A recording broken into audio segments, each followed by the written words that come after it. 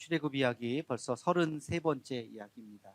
모세오경은 신명기로 끝나지만 출애굽 이야기는 신명기에서 끝나는 것이 아니라 여호수아가 가나안 땅을 점령하면서 끝나게 됩니다. 그래서 우리 말씀을 계속 좀 이어가고요. 모세에서 여호수아로 이제 그 리더십이 바뀌는 장면을 보게 됩니다. 리더십이 교체되는 순간들이 있어요.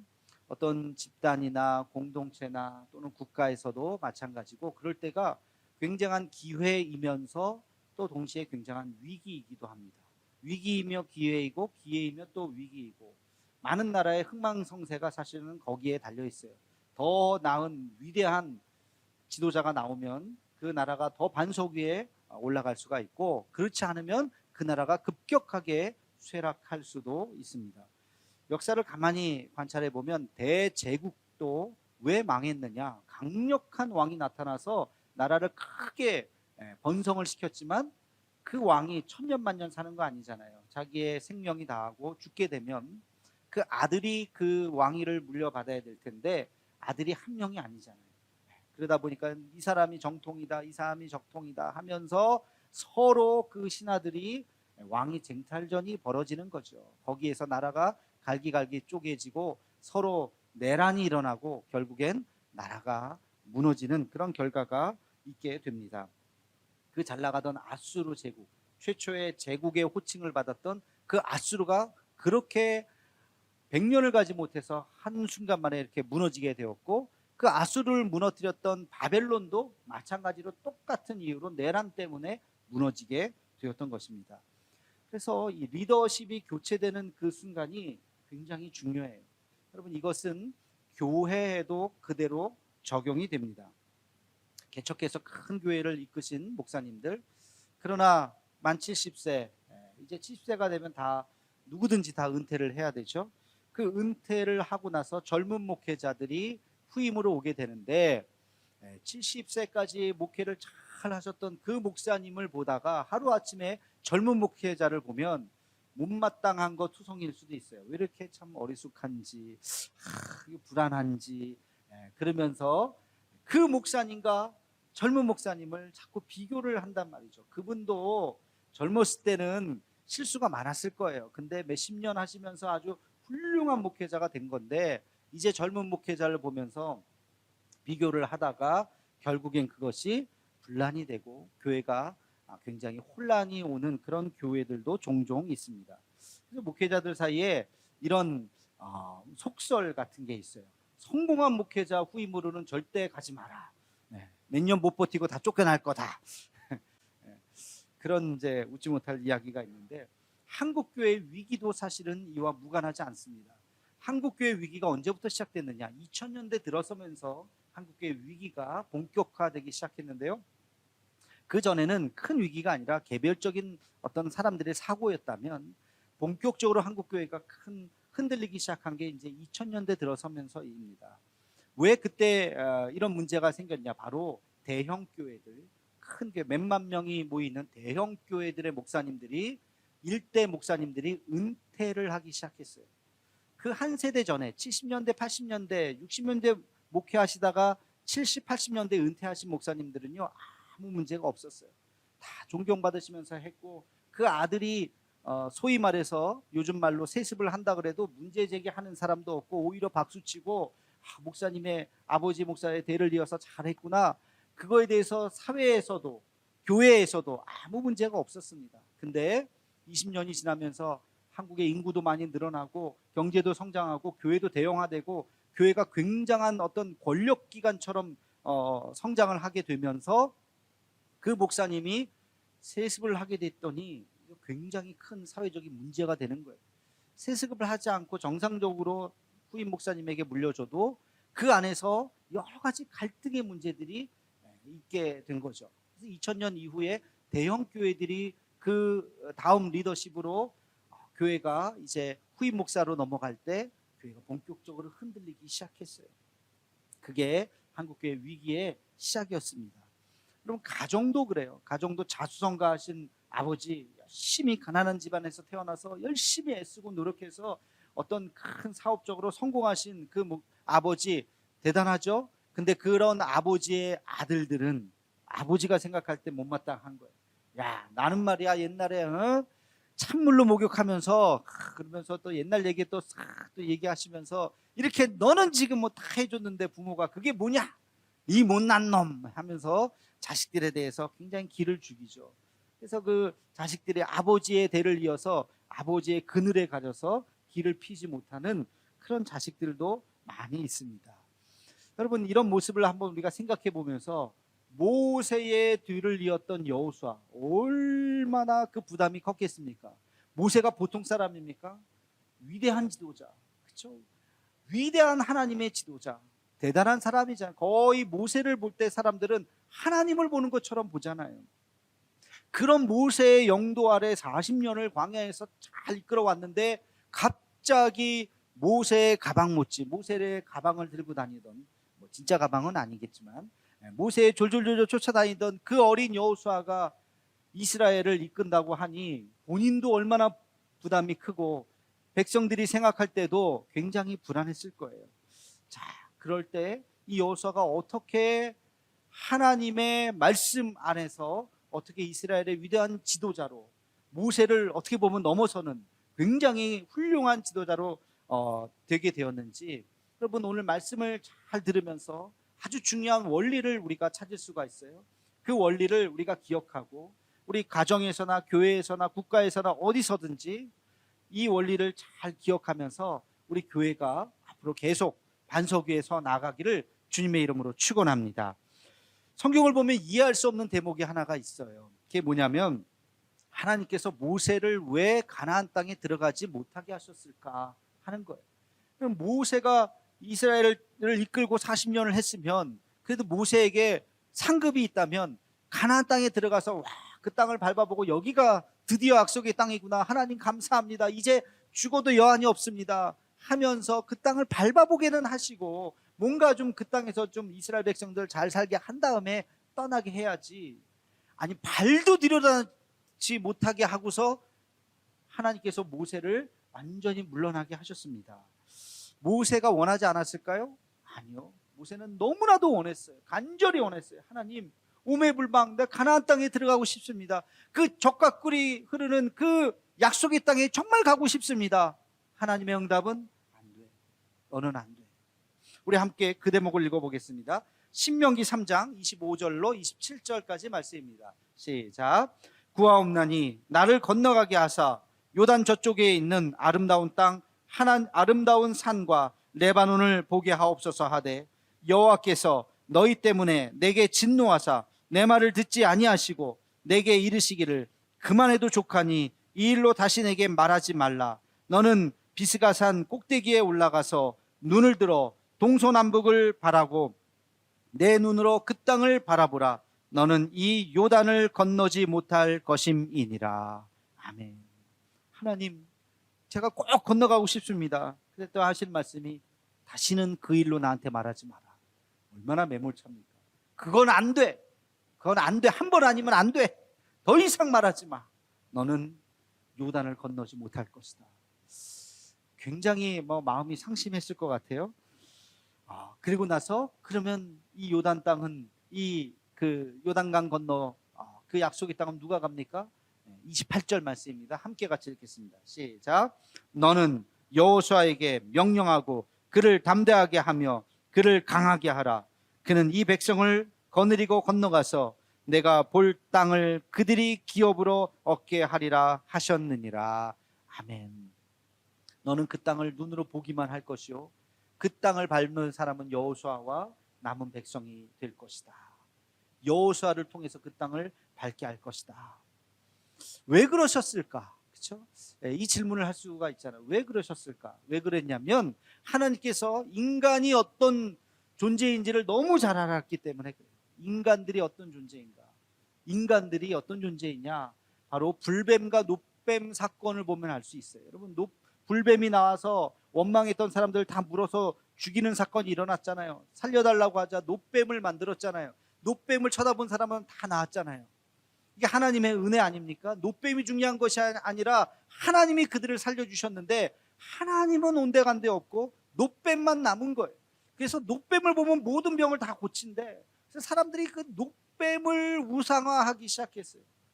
그래서 노뱀만 사람들이 막 보려고 하는 그 이야기가 계속해서 전해져서 히스기야 왕 때, 한참 후대인 히스기야 왕 때의 그 노뱀 우상을 다 철폐하는 그러한 종교개혁을 단행하게 됩니다. 우리는 늘 언제나 사람에게 집중하는 그런 속성이 있어요. 사람에게 집중해서 사람을 우상화하고 또 자기 자신도 우상화 되려고 하고, 10계명의 제1계명과 제2계명이 뭡니까? 너는 다른 우상을 섬기지 마라. 너 자신이 우상이 되어서도 안 된다. 우상에 대해서 얼마나 경계하고 있습니까?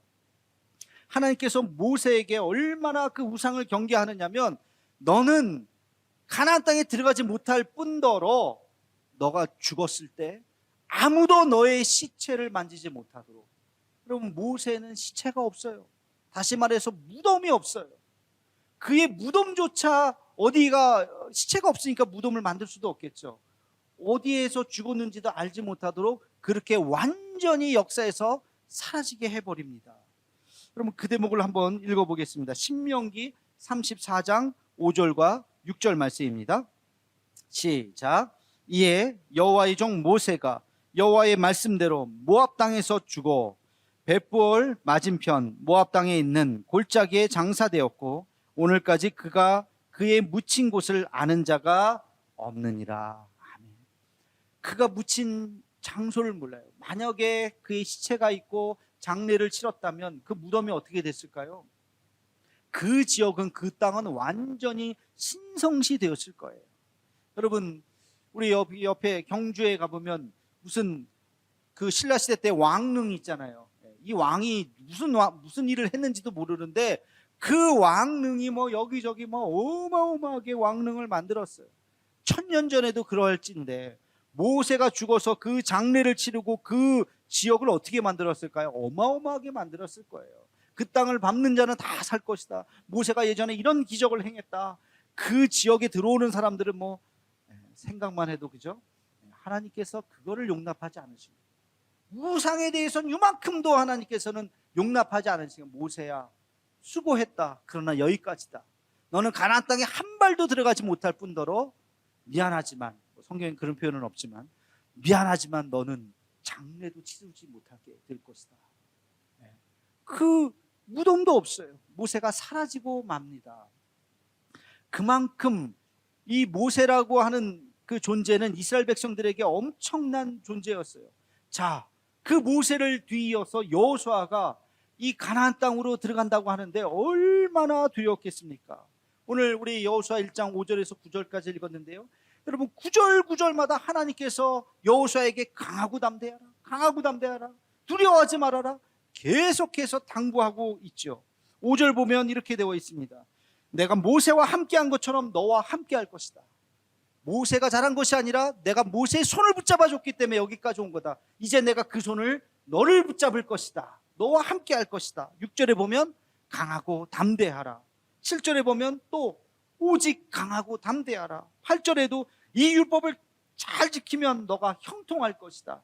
9절에도 보면 또 강하고 담대하라. 두려워하지 말고 놀라지 말라. 계속해서 반복하면서 강하고 담대하라, 두려워하지 말라, 그렇게 이야기하고 있습니다. 여러분, 리더십이 교체될 때 젊은 후임은 언제나 두려워하게 되어 있어요. 내가 이것을 어떻게 하고 갈 수 있을까? 그 선임이 잘 했는데 어떻게 할 수 있을까? 그런 모습이 있을 때 우리가 기억해야 될 것이 있습니다. 첫 번째는 역사의 주관자는 하나님이라는 사실을 기억해야 합니다. 역사의 주관자가 누구라고요? 하나님. 사람이 아니에요. 이 역사를 운영해 나가는 것은 사람이 아니에요. 하나님이십니다. 역사의 주관자는 오직 하나님 한 분뿐임을 고백하시기를 축원합니다. 여러분, 인간은 그럼 무엇이냐? 하나님의 도구예요. 하나님께서 그를 통해서 사용하시는 것입니다. 하나님 손에 붙잡히면, 우리가 하나님 손을 잡으면 하나님께서 우리를 통해서 사용하실 것이요, 우리가 하나님의 손을 잡지 않으면 우리도 쓰임받지 못하게 될 것입니다. 여러분, 모세가 처음부터 위대했습니까? 우리는 잘 알잖아요. 모세가 어떤 사람이었어요? 80세 노인, 양치는 할아버지예요. 너가 이스라엘의 지도자가 될 것이다. 내가요? 아유, 그런 소리 하지 마세요. 나 못합니다. 나 못해요. 나 못해요. 계속 이야기하잖아. 하나님이 계속 모세를 그 떨기나무에까지 초청을 해갖고 거기서 막 설득을 하잖아요. 그랬던 모세예요. 나 아무것도 못해요. 나 말도 할 줄 모르고요. 내가 지금 늙어서 내가 뭘 합니까? 아무것도 못한다고 얘기했던 모세가 하나님의 그 지팡이를 짚고 40년을 가면서 위대한 이스라엘의 지도자가 되었던 거예요. 여러분, 하나님께서 그 모세와 함께 하셨던 것처럼 이제 여호수아에게 이야기합니다. 내가 모세와 함께 했던 것처럼 너와 함께 할 것이다. 역사의 주관자는 모세가 아닙니다. 여호수아도 아닙니다.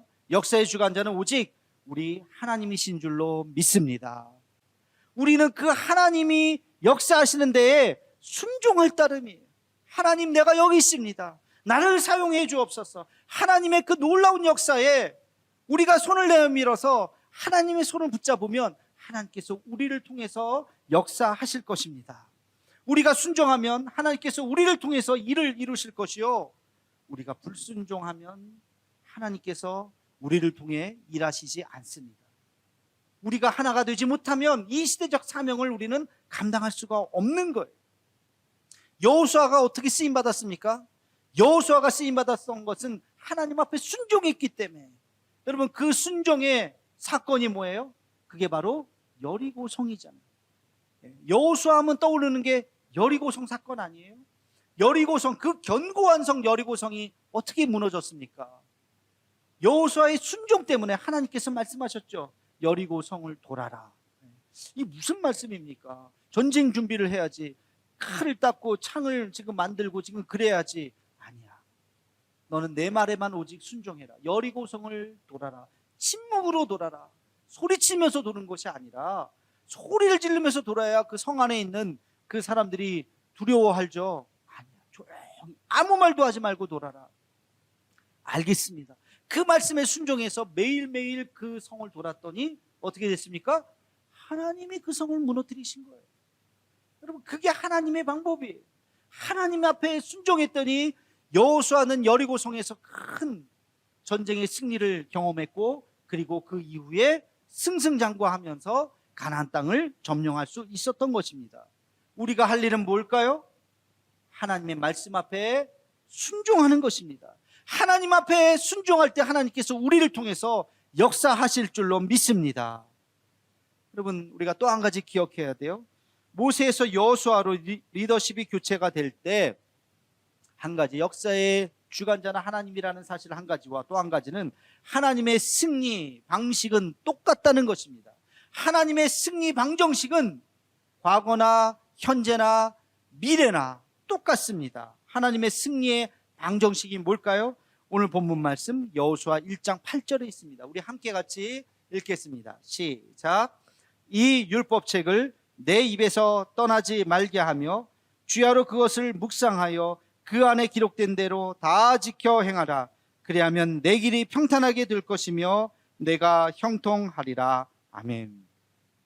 하나님께서 이스라엘 백성들 여호수아에게 말씀하십니다.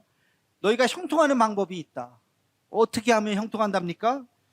그 율법책을 내 입에서 떠나지 말게 하고 그것을 묵상하고 그 안에 기록된 대로 다 지켜 행하라. 여러분, 이 말씀은 여호수아에게만 특별하게 한 말씀이 아니에요. 여러분, 이 말씀은 똑같은 말씀을 모세에게도 했습니다. 우리 한번 읽어보겠습니다. 출애굽기 19장 5절에서 6절까지 말씀입니다. 시작. 세계가 다 내게 속하였나니 너희가 내 말을 잘 듣고 내 언약을 지키면 너희는 모든 민족 중에서 내 소유가 되겠고 너희가 내게 대하여 제사장 나라가 되며 거룩한 백성이 되리라. 너는 이 말을 이스라엘 자손에게 전할지니라. 아멘. 출애굽기 19장이면요, 출애굽에서 정신없이 내려가서 지금 시내산 앞에 서 있을 때예요. 십계명을 받기 직전이에요. 하나님의 율법을 받기 직전에, 자, 내가 너에게 율법을 줄 텐데 너희는 이 율법을 잘 지키면 너희는 내 백성이 될 것이다. 선민 이스라엘이 될 것이고 너희는 제사장 나라가 되고 거룩한 민족이 될 것이다 라고 지금 약속하고 있는 거예요. 모세는 이 말씀을 가슴에 새기고 이 말씀을 받고 이스라엘 백성들에게 그 말씀을 가르쳤어요. 그 말씀을 따르게 했어요. 그랬더니 하나님께서 이스라엘 백성들을 보호하시고 지키시고 위대한 지도자 모세가 되게 하셨던 것입니다. 이게 하나님의 승리의 방정식이라고요. 이 말씀을 또 누구에게 하셨는가? 다윗과 솔로몬에게 하셨습니다. 열왕기상 3장 14절 말씀 우리 함께 같이 읽겠습니다. 시작. 내가 만일 내 아버지 다윗이 행함같이 내 길로 행하며 내 법도와 명령을 지키면 내가 또 내 날을 길게 하리라. 아멘. 하나님께서 다윗의 아들 솔로몬에게 이야기하는 것입니다. 너는 너의 아버지 다윗이 행함과 같이 해라. 다윗이 어떻게 했다고요? 다윗이 바로 내 길로 행했다. 나의 법도를 지켰다. 내 명령을 지켰기 때문에 위대한 다윗 왕이 되었던 것이다. 너도 그렇게 한다면 내가 너에게 동일한 은혜를 허락하겠다. 솔로몬이 그 말씀을 가슴에 새겼어요. 그리고 자기가 그 말씀을 자기의 자녀에게도 남겼습니다. 그게 솔로몬의 잠언이잖아요. 여러분, 솔로몬이 쓴 그 잠언의 주제가 솔로몬 3장 1절과 2절에 있습니다. 우리 함께 같이 읽어보겠습니다. 시작. 내 아들아, 나의 법을 잊어버리지 말고 내 마음으로 나의 명령을 지키라. 그리하면 그것이 내가 장수하고 많은 해를 누리게 하며 평강을 더하게 하리라. 아멘. 열왕기상 3장에서 들었던 그 음성을 그대로 기억하고 그가 자기 아들에게 똑같이 이야기합니다. 너는 이 말씀을 잊지 말아라. 이 말씀을, 하나님의 말씀을 반드시 지켜라. 그러면 너는 장수할 것이요 하나님께서 너에게 평강의 복을 더할 것이다. 똑같은 말씀이잖아요. 그리고 신약에 넘어와서 예수님도 우리에게 똑같이 말씀하십니다. 요한복음 15장 7절 말씀 함께 같이 읽겠습니다. 시작. 너희가 내 안에 거하고 내 말이 너희 안에 거하면 무엇이든지 원하는 대로 구하라. 그리하면 이루리라. 아멘. 응답받는 비결이 뭐라고요? 내 말에 거할 때, 하나님의 말씀 안에 거할 때 하나님께서 우리의 기도에 응답해 주실 줄로 믿습니다. 하나님의 승리의 방정식은 변하지 않았습니다. 모세에게 이야기할 때나 여호수아에게 이야기할 때나 다윗에게 이야기할 때나 솔로몬에게 이야기할 때나 그리고 예수님께서 우리에게 들려주신 그 말씀이나 동일한 말씀이에요. 나의 말 안에 거하라. 하나님의 말씀을 들어라. 그 말씀을 가슴에 새기라. 그 말씀에 순종하라. 그러면 내가 너와 함께 할 것이다. 여러분, 시대가 달라져도, 이 시대가 어떤 시대라고 정의한다 할지라도 하나님의 이 진리의 말씀은 변하지 않는 줄로 믿습니다. 하나님의 말씀을 삼가 듣고 그 말씀 앞에 능력이 있다는 것을 믿으면 하나님께서 우리의 삶을 반석 위에 올려놓게 될 줄로 믿습니다. 세상을 두려워할 필요가 없어요. 세상이 어마어마하게 변하는 것 같지만 그 변화를 잘 볼 필요는 있지만 두려워할 필요는 없다고요. 여러분, 오직 우리가 두려워할 것은 우리가 하나님의 말씀을 떠날까 두려워해야 합니다. 여러분들이 하나님의 말씀을 떠날까 두려워해야 돼요. 여러분들이 하나님의 말씀을 따르지 않을까, 그것을 두려워해야 되는 것입니다. 우리가 하나님의 말씀을 거부할까, 이것을 우리는 두려워해야 됩니다. 그런 의미에서 이 시대의 위기, 한국교회의 위기, 그 위기는 바로 하나님 말씀의 부재의 위기입니다. 여러분, 하나님의 말씀을 얼만큼 소중하게 여기십니까? 하나님의 말씀을 얼만큼 들으십니까? 그 말씀을 얼만큼 순종하십니까? 우리가 예전보다 하나님의 말씀을 듣는 우리의 마음이 예전보다 점점 약해진다면 바로 그것이 우리의 위기인 것입니다. 여러분, 우리가 하나님의 말씀을 날마다 사모하고 그 말씀을 묵상하고 읽고 또 읽고 실천하고 순종하고 모이기에 힘쓰고 예배드리고 하나님의 말씀을 암송하고 늘 하나님의 말씀이 우리의 가까이, 우리 가슴에 있어야 할 줄로 믿습니다. 아무리 시대가 달라져도 이 승리의 방정식은 변하지 않는다는 것을 잊지 말고 더욱 하나님의 말씀을 붙잡고 그 말씀을 사모하며 하나님 앞에 나아가는 우리 모두가 되기를 주님의 이름으로 축원합니다.